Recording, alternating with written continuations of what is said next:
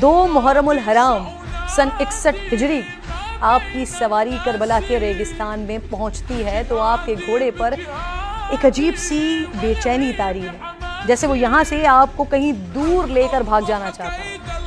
آپ نے پوچھا کہ یہ کون سا مقام ہے تو معلوم ہوا کہ یہ سرزمین کربلا ہے۔ آپ نے ارشاد فرمایا کہ قافلے کو یہاں روک دیا جائے، ہم یہیں قیام کریں گے۔ پھر وہیں خیمے بھی لگا دیے گئے، اور جو سب سے پہلا خیمہ تھا وہ وفا کے پیکر حضرت عباس کا تھا۔ حضرت عباس علمدار کربلا کے میدان میں حضرت امام حسین کی فوج کے علمدار تھے۔ یزیدی فوج نے امام کی فوج کے راستے میں پڑاؤ ڈال دیا۔ یزیدی فوج کی طرف سے ایک قاصد حضرت امام حسین کی خدمت میں حاضر ہوا۔ پیغام تھا کہ یا تو یزید کی بیعت کر لیں یا پھر جنگ کے لیے تیار ہو جائیں۔